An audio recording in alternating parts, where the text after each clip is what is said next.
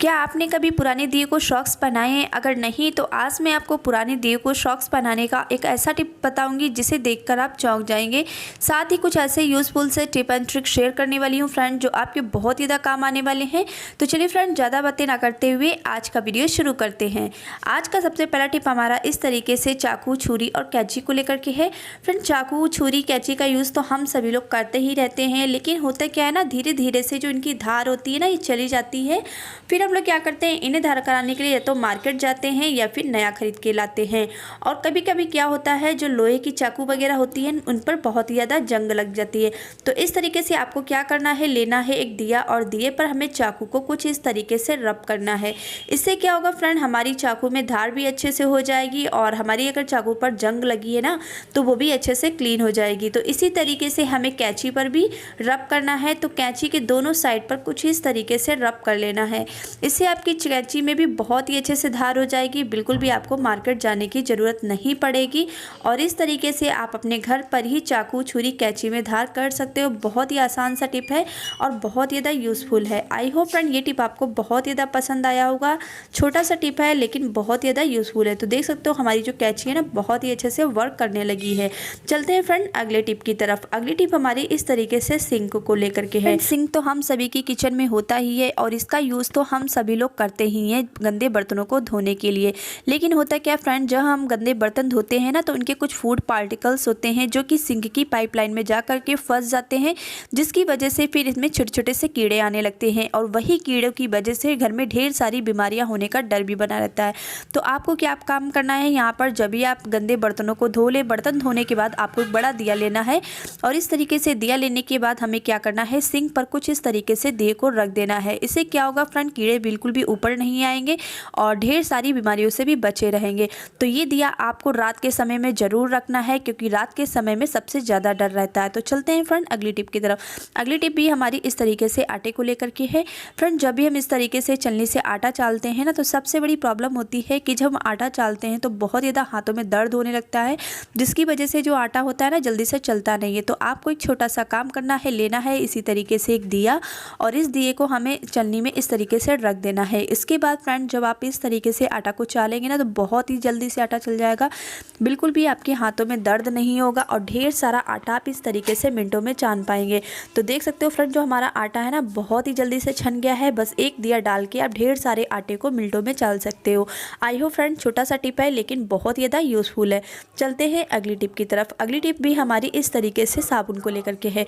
Friend, यहाँ पर आपको एक ग्रेटर लेना है और कोई भी आप साबुन ले सकते हैं। साबुन लेने के बाद क्या करना है, इस तरीके से हमें साबुन को ग्रेट कर लेना है। तो आप कोई भी साबुन ले करके इस तरीके से ग्रेट कर सकते हो। तो ग्रेट करने के बाद फ्रेंड हमें क्या करना है, इसका एक चूरा बना लेना है। तो इस तरीके से चूरे को इकट्ठा करके अब हमें क्या करना है फ्रेंड, अब लेना है यहाँ पर इस तरीके से एक बड़ा दिया। तो आप यहाँ पर कोई भी इस तरीके से दिया ले लीजिए। दिया को अच्छे से क्लीन कर लेना है। क्लीन करने के बाद फ्रेंड अब हमें क्या करना है, जो हमने साबुन इसमें ग्रेट किया है ना, इसी साबुन के लिए सबसे पहले हमें लेना है इस तरीके से टिश्यू पेपर और इस टिश्यू पेपर को हमें दिए में रख देना है। इस तरीके से रखने के बाद और जो मैंने साबुन यहाँ पर ग्रेट किया है ना, इसी साबुन को हमें इस टिश्यू पेपर में डाल देना है। तो आप सोच रहे होंगे कि मैं इसका क्या करने वाली हूँ, तो आप वीडियो पर बने रहिएगा, तभी आपको समझ में आने वाला है। तो इस तरीके से आपको टिश्यू पेपर पर ग्रेट किया हुआ साबुन डाल देना है। इसके बाद फ्रेंड्स अब हमें यहाँ पर दूसरी चीज़ लेनी है, लौंग। तो चलिए यहाँ पर ले लेते हैं हम लौंग। लौंग की आपको 4 से 5 कलियाँ ले लेनी है। फ्रेंड, जो लौंग होती है इसकी जो स्मेल होती है बहुत ही हार्ड होती है।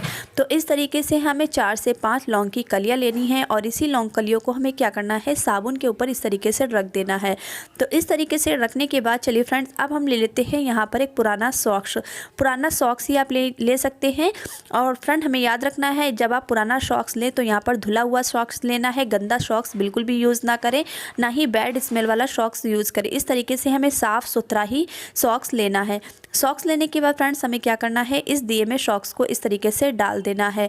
और इस तरीके से डालने के बाद फ्रेंड हमें क्या करना है, लास्ट में नहीं डालना है, बिल्कुल मिडिल में ही रखना है।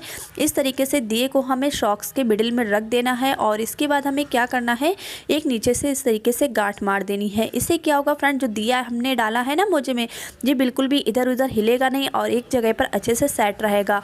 और हमें क्या करना है, अच्छे से हाथों से इसे सेट कर देना है। फ्रेंड, मैंने इसे मोजा इसलिए पहनाया है क्योंकि जो मोजा होता है ना, ये नायलॉन का होता है, तो इसमें छोटे छोटे से होल होते हैं, तो इसमें आपको होल करने की ज़रूरत भी नहीं होगी। तो इस तरीके से आप सॉक्स का यूज़ कर सकते हो।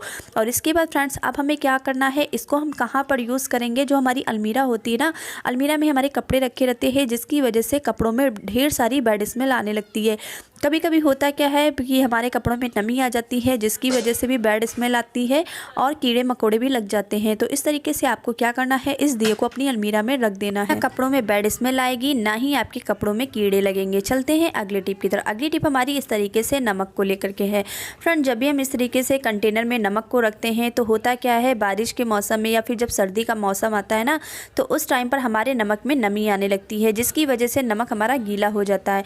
तो आपको क्या करना है, जब भी आप कंटेनर में नमक भर रहे हो, नमक भरने से पहले आपको एक लेना है यहाँ पर दिया, और इस दिए को हमें नमक के कंटेनर में डाल देना है। डालने के बाद जब आप इस तरीके से नमक को रखोगे ना, तो बिल्कुल भी आपके नमक में नमी नहीं आएगी। चाहे बारिश का मौसम हो या सर्दी का मौसम हो, आपका नमक जो है ना बिल्कुल वैसा का वैसा बना रहेगा।